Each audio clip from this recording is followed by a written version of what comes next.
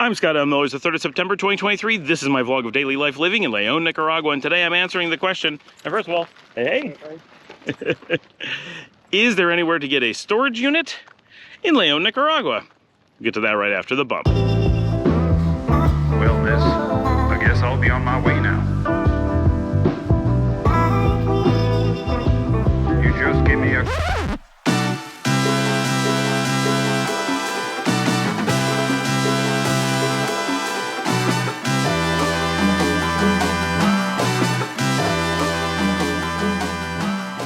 As someone who lives here, I would love the availability of a storage unit. We've been talking about getting a storage unit here since about 2020, and we've looked into it quite a bit, both in San Juan del Sur and in Leon and in Granada and just in general, right? Not in Managua, so I don't have any knowledge of that.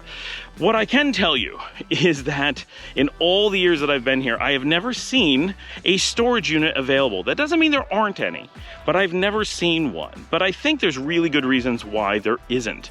So first of all, storage units are a relatively new thing in like the last 30 years in the United States. They're just not that popular. They weren't that popular all that long ago. When I was a kid, we never really saw them, but they all popped up at a certain point and people kind of figured out that storage units were this incredibly useful thing. And I know that big cities always had them, but to be like in small towns or to be just everywhere, that's a relatively recent thing. And some companies like Public Storage kind of made that happen all at once by franchising and making a formula that made it pretty easy to start up your own and have a business with that. So that's one thing. Like, there is no company like Public Storage down here to make that happen. And I think the market is very different. I think the number of people who would need storage units is incredibly small for a number of reasons.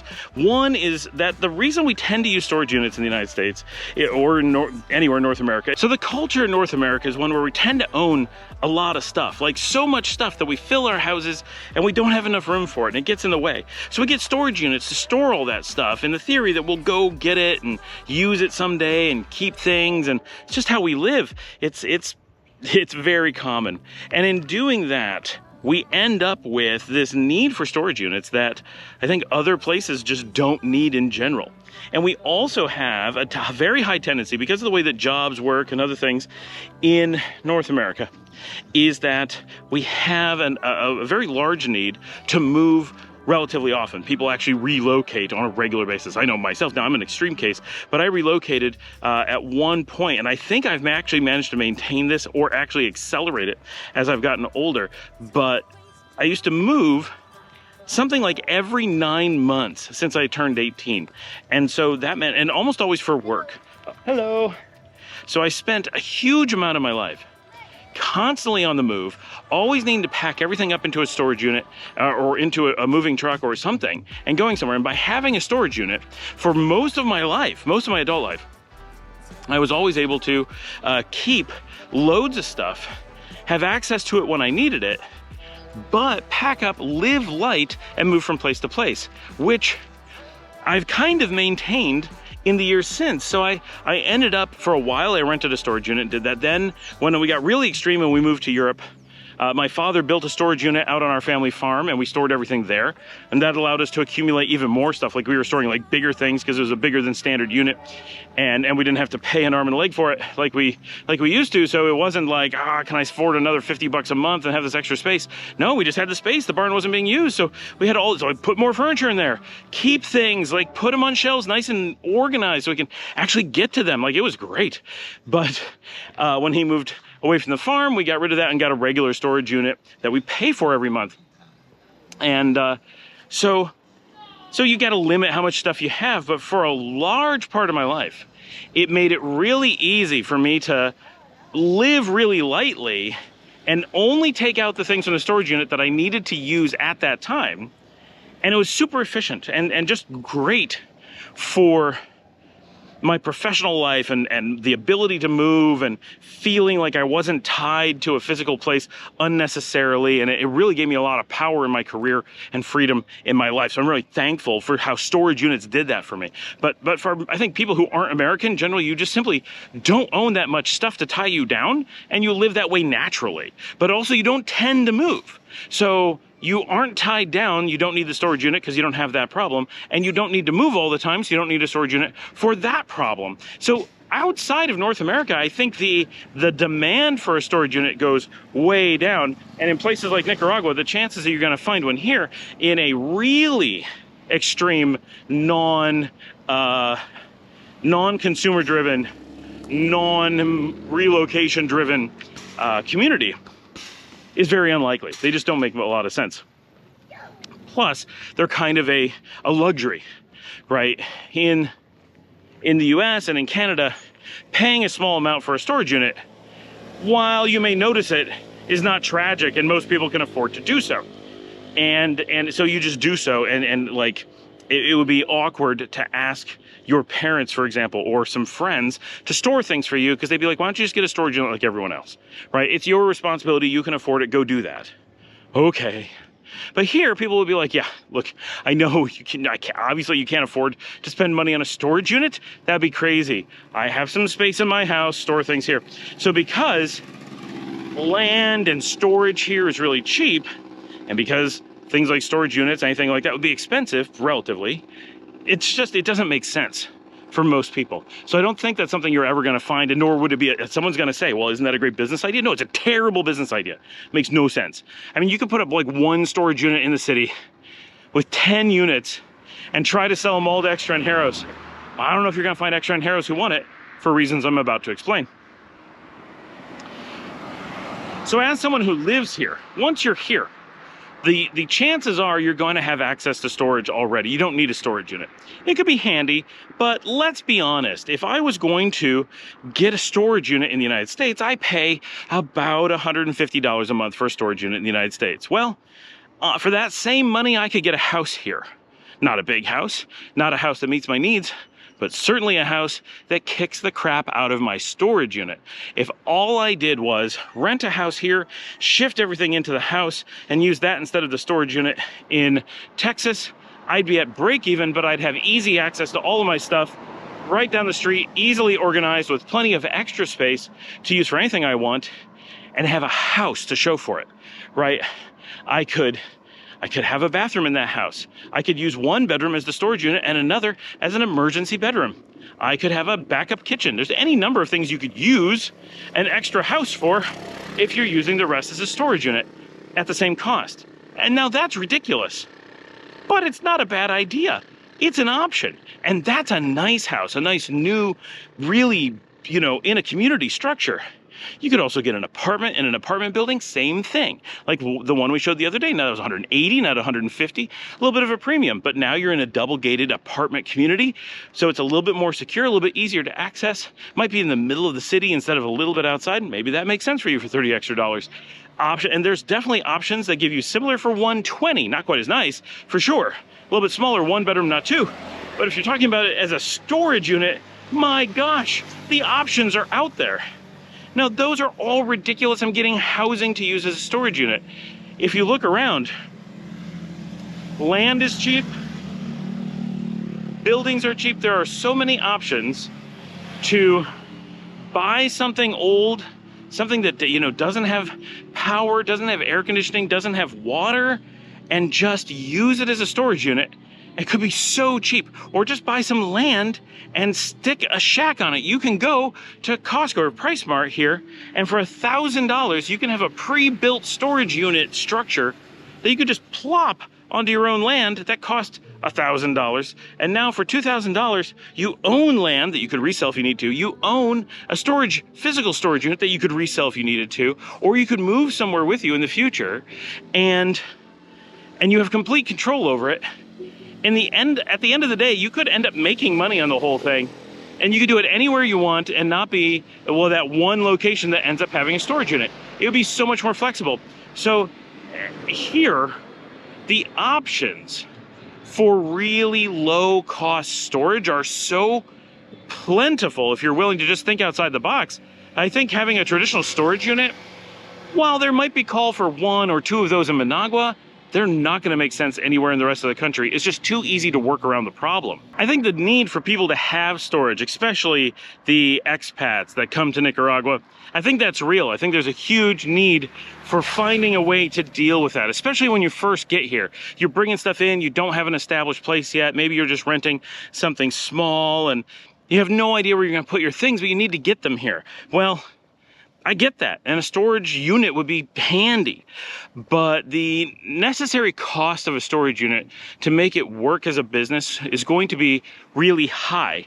And I don't think very many expats who have been here long enough to be in a position to use one are going to feel that it's a good value to pay when they're going to be aware of just how cheap things are. They're going to know that houses start closer to 100 a month. Finding something in a rural area, something that you don't want to live in but is perfectly able to be secured, something completely nondescript, or thinking outside the box and putting up their own unit is so cheap and so easy that paying for a traditional storage unit borders on the crazy. And there are so many extra features that you can potentially get from whatever mechanism you decide to use as your storage, whether it's an extra bedroom or you own a little bit of land, or maybe it's in the back of a business you start up, whatever. You have all these options. Why not do those things instead of sending money to someone else? And so I think that's why. I think the local market is completely aware of storage units, has looked at it as a business plan, has been bombarded with foreigners who say, well, don't you need storage units? This would be a great business idea. And they've said, no, it's not. And probably some have tried it and lost everything and had to close up. And that's why you don't see any. I guarantee someone has tried it. The number of people who've suggested it, right, tells me everybody's thought of it. Nobody has made a go of it. Either because they ran some numbers, or they used some common sense and said, oh, yeah, we're never going to get a customer, or we'd have to charge so much that it's completely unthinkable. I would never use it, right? And that's the thing. Would you use a storage unit? A common mistake in business is making a business with the assurity that you're going to get loads of customers, but you yourself would not be one. When I'm making businesses, I want to make businesses that I would want to be a patron of. If I have a restaurant, I want it to be a restaurant that I would want to eat at. Because that's not always the best idea. Sometimes there's a restaurant that other people love and I don't really like. TGI Fridays, they make a lot of money. I don't want to eat there. I don't think their food's any good. I think their theming is stupid. But people like it. So who am I to judge? Sometimes you don't like things that mainstream like. Hola, buenas tardes. But in general, as a general rule, if you, especially for something like a storage unit, where it's less about your personal taste and more about your needs and financial decisions, if you would sit down and say, oh, I wouldn't rent a storage unit like that from someone, I would do something else, well, then that's what other people are likely to say too. They're gonna have the same financial factors. They're gonna have the same other options that you do. And if you're an expat looking to do that, if you're a Nicaraguan and you're watching this and you say, nope, I think Scott's wrong. I've got some land I already own. I know how to put up a structure quick. I know 3 people that would rent from me if I'm gonna do that. Hey, you know better than me. But if you're an expat and you're coming down and you don't have those resources that a local does, and you're thinking, all the locals have decided not to do this, but I'm gonna make a go of it, I will bet dollars to donuts you're wrong. If I could invest against your business, I would do so, because it's like guaranteed money. That's just a bad way to approach business anywhere, but especially here. So I don't think you're gonna find storage units. It's unfortunate, because it would be nice if there were low-cost storage units. They'd have to be $15 to $20 a month to make them make sense. Maybe you could come up with some reason why it'd be 30. Okay. And it would probably need to be bigger than a 10 by 10, but that would be cheap to do. But you'd have to come up with a structure that cost almost nothing to build and cost almost nothing to manage, and keep it well secured, and keep the scorpions out, and keep the tarantulas out, keep the snakes out, keep people from breaking into it, monitor it, have security cameras on it, carry insurance. You'd need to do all those things before normal people are gonna pay you to hold their stuff. because they can do better on their own without you there, right? They can monitor it themselves as best as they want to. And if you own land or something like that, then, you know, like you own a house, well, it's really easy to add a bodega somewhere. Most people who own houses here have extra rooms that they aren't using. So it's really easy. That's another thing I didn't mention. It's really easy to have a friend here. If you've lived here for any amount of time, just find a friend who's got an extra room. I mean, I've got tons of friends who have extra houses, right? Let alone extra rooms. And just say, look, I give you 10 bucks. It's a room in your house. You're not using it. $10 a month. I store stuff in there. That's it. Sure, you don't have your own key and you don't have 24/7 access. You wouldn't have that at a storage unit in the United States anyway, right? You'd only get between 9 and 5 or whatever it is, and it'd be limited, and you'd have all kinds of complications, and it wouldn't be where you want it to be, and it would cost $120 at least, maybe $200. So for $10, maybe $15, you're helping out a friend. That $10 or $15 will be noticeable for them. And of course it's under the table, right? So that's a night out on the town every month. Maybe 2, right? That's something that's gonna make a difference, be noticeable to them. They're not gonna notice a room they weren't using, having some stuff stored in it. They're not going to be inconvenienced in any way. You're not gonna stop by very often to get your stuff. It's just there to be stored. Everybody wins. It costs you almost nothing, and it helps out a friend. That's a really big mechanism that people have for storage here.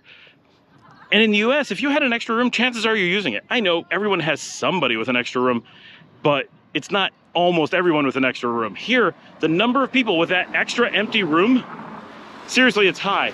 The houses are generally much bigger than people need. So whether it's just a bodega room or it's a maid quarters that no one's using, whatever, the ability to find outside the box, just be creative. You're gonna find a way to store things, and you're not gonna need to have a storage unit. You're not gonna need to have a big formal mechanism for doing all this. It isn't gonna be that hard. You're gonna be able to do things really easily, and it's gonna work out better for you. And that's why we don't really think there's going to be storage units, at least in the bulk of the country. It's just not something you're going to find. If someone does decide to go out and do that as a business, I'd be really interested in finding out more and see how that does, and find out what options are, what the options are, what it's going to cost and all that, just because it would be really interesting. I don't need one at this point, but people on the channel would. So hey, if you know of someone who does have a storage unit anywhere in the country, even Managua, let us know. We'd love to put some information on here. So get down in those comments and let me know, and we'll follow up with that if anyone has some information. I'm sure one is somewhere. So given the audience that we have with people in San Juan del Sur and Managua and Masaya and Granada and Leon and Matagalpa, somebody probably has encountered one at some point along their journey here in Nicaragua. Now, I do want to say there is some possibility that there will be some down in San Juan del Sur, because it's a completely different market down there. So I wouldn't be shocked. Again, I don't know of one. And when I was looking at moving to San Juan del Sur 3.5 years ago, we put in a ton of research, and that included, we had figured out who we thought we could buy land or rent land from to put in our own storage unit, because we couldn't find one. So we actually put in quite a bit of research in that town specifically for this exact purpose, and came up empty, and we're going to work around it ourselves. So that's a real thing that we had faced when we were looking into that. Okay. So I had this comment that came up, and I want to address this because I get some really crazy comments about the Nicaragua Canal. And of course, the Nicaragua Canal is promoted, or the Grand Pacific Canal is the Grand Interoceanic Canal is constantly being promoted as a fear tactic from the United States. And you may say, why? How is that a fear tactic? Because it's just going to be good things for Nicaragua and blah, blah, blah. It is not. So first of all, it is in no way good for Nicaragua. So there is a strong desire in the United States to create this news cycle where they can say Nicaragua's going to do this, and then they can shoot it down by saying how stupid it would be. But it was shot down long ago because it's really stupid. It never really came to fruition as a full-fledged idea. It never actually got real investors with money. It never actually started. It never actually got off the ground. Yes, people did talk about it for a little bit of time a long time ago. It has been on the books as a thing to consider for about 150 years. This is not a new thing. About 10 years ago, there was some serious talk about it, and it went nowhere. And pretty much they looked at environmental studies, they looked at economic studies, and said, what were we thinking? Only an idiot would pursue this. And they completely stopped it because they weren't idiots. And that's all there is to it. It would be a massive environmental impact and destroy the country ecologically. It would have a terrible economic impact, and it would destroy jobs. It would require displacing a huge number of people and simply destroying the country and destroying the lives of Nicaraguans without any benefit. This is really important. Without any benefit. The logistics of being able to ship through it would not benefit Nicaraguans, and the economic benefits of other people shipping through would not benefit Nicaraguans, because it would have to be financed from the outside. It would have to be built and managed from the outside. All of the money to it in all the proposals ended up leaving the country destitute, losing what they had, destroying the lives of the people who lived along the way, and overall economically damaging the country. No upsides, unbelievable downsides.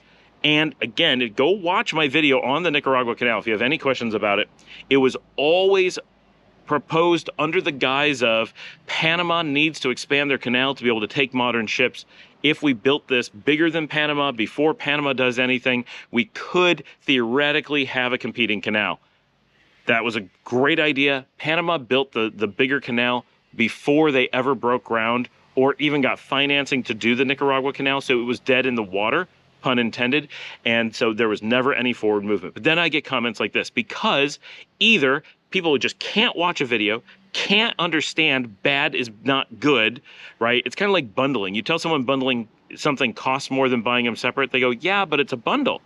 You go, what is wrong with you that your brain says that? Like, it's more expensive, that makes it better. The word bundle just means magic, apparently, to people. That just putting multiple things on one bill is so confusing that people can't tell when less is not more. Like, it's nuts. Well, that's what it's like with the Panama Canal, or the Nicaragua Canal.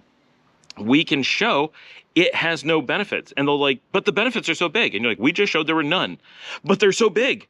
What does none mean to you? Like, seriously, people. But so there's this news cycle in the US that constantly brings this up. So people come and watch the videos and then try to comment, and they're like weirdly promoting it as if it's good for Nicaragua, knowing that can't possibly, that means either no critical thinking, no watching the videos, no checking the news, and people say it as if it might happen, which is crazy. Like, how dead does a project have to be before people actually stop acting like it's happening? It would be a little bit like the Apple III computer that they proposed to come out in 1983. Well, it didn't come out, and it's probably not worth mentioning anymore. They don't have that line of computers and haven't for decades. It's dead, people. They're not bringing out the Apple III. The Macintosh came out instead. Sorry, it's too late. Just like it is for the canal. The Panama Secondary Canal is already up and running for a really long time, doing very well, and there is no reason to have another one in Nicaragua. That's not viable. And any weird little news about how climate change is going to change all that, come on, turn on your brains. All right, but let's address specifically what's up here, because they say some things that are really, well, not thought through. Okay, so the first thing is they say, well, they acknowledge it's going to be an ecological disaster, but they say, let's just cordon off a portion of the lake and make that salt water, and the rest of the lake will be fresh water, so it won't have a real environmental impact. I don't know what runs through someone's brain to make them say this, but let's talk through the problems with this. First of all, the waterway that feeds the lake, or actually provides the outlet for the lake, is the Rio San Juan. That is the Rio that they're talking about destroying to put in the canal. So it doesn't matter what you do with the lake. Going through that river is going to destroy the lake. That's the first piece. You can't get around that. So the lake is already destroyed simply by doing the canal. It depends on that, right? The theory of this canal is that there is already a river that runs from the Atlantic all the way to Lake Nicaragua. Lake Nicaragua is enormous and crosses the majority of the isthmus, and then it's currently a small portage, and that's where they would need to, roughly where San Juan del Sur is, which was that village is there because it was the portage before there was a canal. That was the portage location. So this is all based on real things. Boats used to actually come up the Rio San Juan, cross the lake, and then from La Virgen to San Juan del Sur is where they would portage the boats overland and put them back into the water in the Bahia San Juan del Sur. So the theory of putting boats through here is old. It's been going on for a long time. This is famous as where the 1849 gold rush people, the 49ers, came through here on their way from like New York to San Francisco. The fastest route was through Nicaragua using the river, the lake, and the portage. Okay, so this is established as a path for the canal. The actual new canal was proposed to use the river, use the lake, and then have a small, new, completely man-made canal from just south of La Virgen to just south of San Juan del Sur. There was a location where they thought it might work. It was at least proposed. I do not know if the engineering studies said that it was reasonable or feasible or anything like that. I simply know that that's where they were looking to put it. There was signs up. They had everything marked a long time ago, and they also took them away a long time ago because the project is gone. So, in order to do this project, you have to use the Rio and use the lake. There isn't any way to even think about doing this project without consuming those two things. That's the starting point. Now, if you were to cordon off the lake, this is a giant lake. It is not the size of one of the United States Great Lakes, but it's closer to that than it is to a normal lake. It is an absolutely enormous lake. I mean, we're talking phenomenally huge. The whole purpose of this project is to leverage not having to do anything to the lake because it's so big that you can just bring boats across it. If you have to alter the lake, that completely changes the proposition of the canal, and Nicaragua would no longer be a viable location. Nicaragua only makes sense because it's the largest landmass in this zone, right? Everything in Panama, everything in Costa Rica. There's other places in Nicaragua that would all be smaller if you weren't leveraging the lake. It's only because you're just crossing the lake and using an existing river that it's in any way viable. So you can't alter that part of the plan without ending the plan. So basically the first thing they say is, don't do this because it doesn't make sense. So they've basically admitted that the whole plan is worthless, but then they propose doing something so much bigger than the entire project as if it was a no-brainer side effect.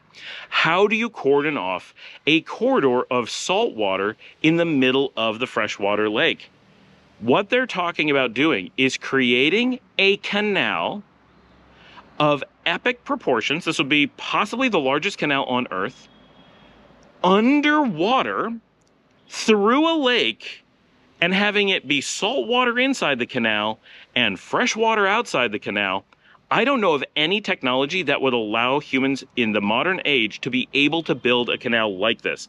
The scale of the canal that they would need inside the lake is mind-boggling because they would need enough, because the whole point is that that interior lake is going to be able to hold all the ships that are transiting so that only the smallest bits are logistically going through either side. The whole value of this canal is based on that lake being there for logistics, for zero effort throughput, and for interior ports. The port of Granada would be enlarged to take shipments. The port of Rivas, also known as the port of San Jorge, would be enlarged to take shipments. There'd be multiple places inside the country, San Carlos being another one, where these container ships passing through the canal would also be able to go, making Nicaragua, in theory, able to have its own low-cost access to world shipping through both directions. That is the one economic potential advantage to having the canal here in Nicaragua. But then the proposal is to take away all, not just some, the entirety of the value of the project. It would take away everything that made it financially viable in the first place and take away any potential, which we had already ruled out as not being big enough to do, but any theoretical economic advantage to the country would be eliminated by taking away the ability to have those interior ports. So now we have a project that cost maybe 1,000 times as much as a canal that already was shot down as too expensive, and one that was already too big of an ecological disaster, and upping it to a much bigger ecological disaster. I can't even begin to fathom how you could build an entire saltwater ecosystem in the middle of the largest lake in the region. Then you would, in theory, if you did this, have a small southern lake that would be isolated from the rest of the lake and have no outlet. And the northern lake, which would be bigger, but also isolated from the southern one, and again have no outlet. And you would no longer have the ability to have ferry traffic across the lake because you can't cross that new canal they would build in the middle of the lake. You would have the weirdest thing you've ever seen, a canal going through a giant lake for mile after mile after mile after mile after mile. This is so big. This lake is so huge. This is so much bigger of an engineering effort. Like, I can't even describe how hard this would be to do and how damaging it would be and how it would leave two lakes with no outlets, turning both into basically the Dead Sea. It's terrible because the Rio San Juan is the necessary outlet for the lake to keep it flowing. So even in the proposals of turning into a canal, still depended on just enlarging the river and allowing the regular discharge to go out through it. That's a requirement for this to work.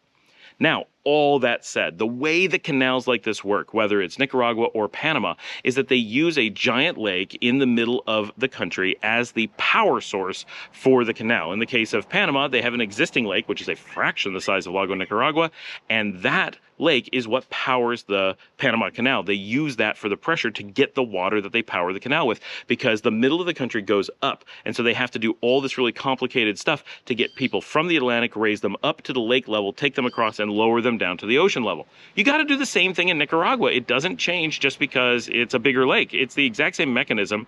So you depend on the lake to supply the water. Well, if you cordon off the lake and make a new saltwater system in the middle that does not have access to the fresh water on either side, that is the source of the water you need, you have no source of water for the saltwater portion. I think the person is proposing having a straight through canal from the Atlantic to the Pacific, but that would be under the level of the lake. That's not possible unless you made a submarine tunnel that goes underneath the country. And now we're getting seriously bonkers. They think all container ships are going to turn into enormous Panamax submarines and go underneath the country of Nicaragua.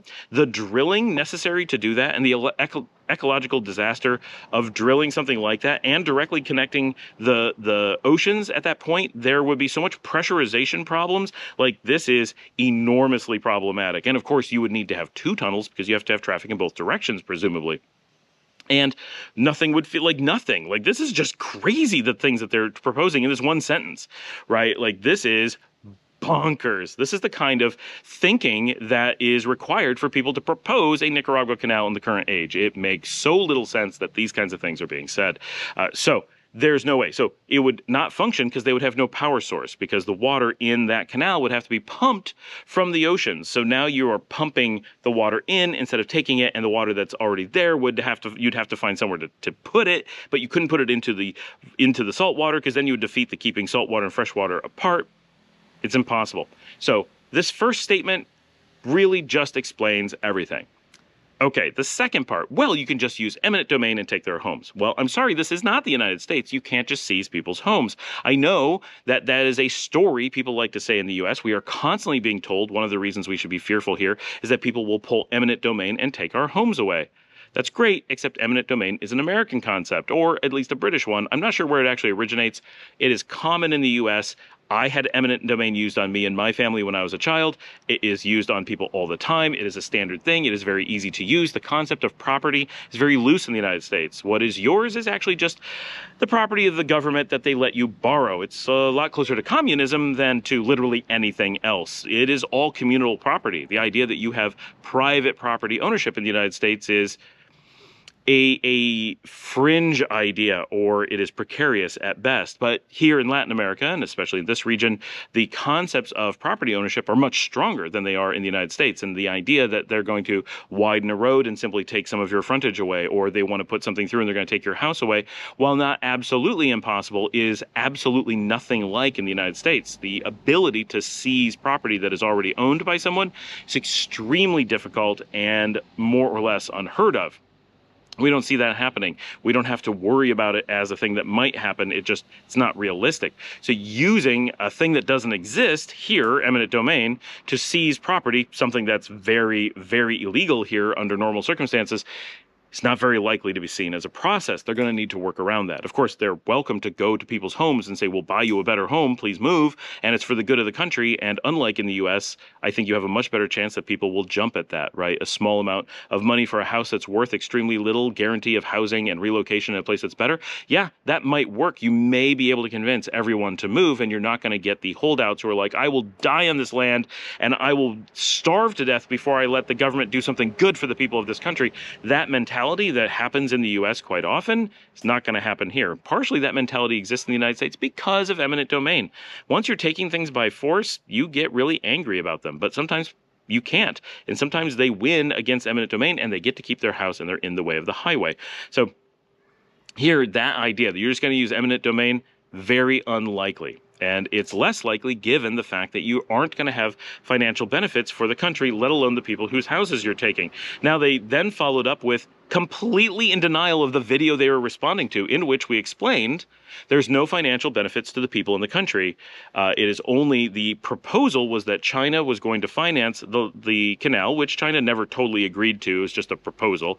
And the idea was that China would put up the money and then they would get the bulk of the revenue, at least for a really long time, and they would supply the equipment, the supplies, the personnel, the expertise, the engineering, the design, all that stuff would come from China, which makes sense. Nicaragua does not have those skill sets. We don't build other canals. China, however, has their own infrastructure projects on a scale unseen elsewhere on Earth, so there's very few people you would ever want to hire to build a canal ahead of the Chinese, except possibly the Panamanians, but they're busy building their own canal.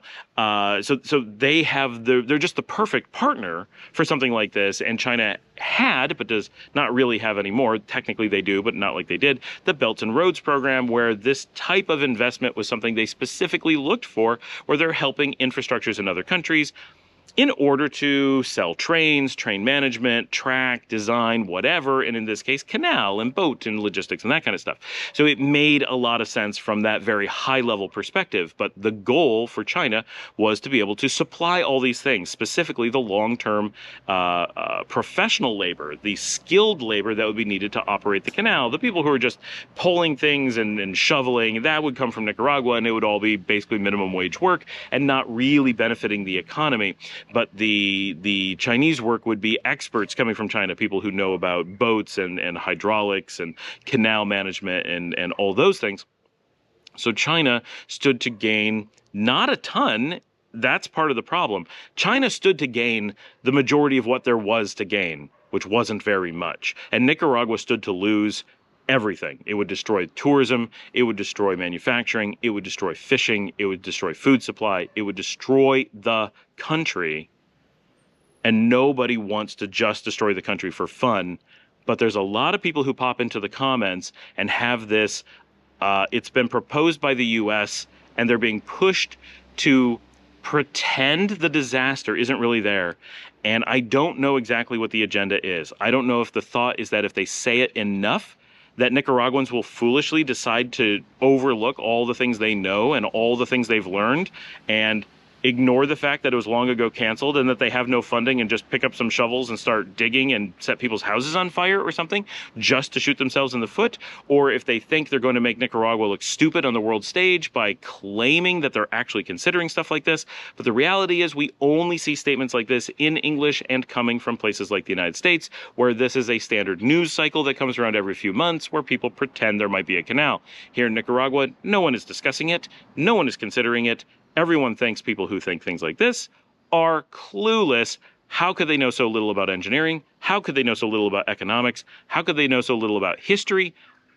It's amazing how little people know and yet are willing to propose and push and accuse and cajole to do things that are clearly bad, not just for Nicaraguans, but it would be bad for Earth. We're talking about major damage to our oceans. We're talking about major damage to huge ecosystems, to the world's second largest jungle. We're talking about the largest water system in a region of thousands and thousands of miles. This is potentially horrifically damaging. This would accelerate climate damage, like all kinds of really horrific things would come from this to the world, not just to Nicaragua. There's no one who benefits from this except potentially the United States creating fear that China has some secret weapon that they're going to bypass the US-influenced Panama Canal. Yes, that's probably the goal, and we see a lot of this, that in the United States, this news cycle is pushed by someone behind the scenes because it makes China seem powerful and it makes Nicaragua seem stupid, because people don't look into and say, oh wait, this isn't actual news, this is just something they're claiming. And if it were to happen, they would have oh, we knew it was coming. And if it doesn't happen, which is the case, they can go, they were idiots. They should have known better. When if you did any research, you would know they were never actually considering it in the first place, but no one's going to look into that. So it's a really powerful narrative to create, and they've done a great job of keeping it in constant news cycles, even though this is a thing that has been dead for so long and never was really up and running. It is proposed currently that the current status in almost every news cycle, they say that the current status is farther along currently than it ever was when it actually was happening. It never got to the point where someone bought a shovel. It never got to a point where someone took a house. It never got to a point where they started construction or gathering equipment or anything of the sort. But we hear in English from the US on a regular basis that the canal already exists in some cases, that there's people out there working on it, that whole cities have been built to house the workers for it, which, by the way, is completely crazy. You don't just build extra cities in Nicaragua. There is empty housing all over the country. There's enough space for everybody twice. Like, the idea that somewhere there's secret new cities being constructed just for a canal that's going to cost us money and have no benefit is so mind-bogglingly crazy, and yet it's just said casually because no one ever comes to see what it's actually like down here. And why would we need a city? There's people everywhere that we could use for labor. You don't need to make a city to house them in. It's crazy. Anyway, let me know what you've heard about the canal, what people have been telling you. Get down there in those comments, let me know. And if you have any comments about the show, storage units, all that stuff, get down there. That's where we talk about it. If you're on a TV or whatever, check on your computer. It's easy to get to on a computer. It's impossible on a TV, hard on a phone. And remember to like and subscribe. Tell your friends about the show. Share with your family. Post on social media. If you like to support the show, you can buy me a coffee at buymeacoffee.com/Scott Allen Miller. And of course, if you're looking for assistance in relocation, hit us up on email. Yes, it's my email, info@relocatenicaragua.com. And I will see all of you tomorrow.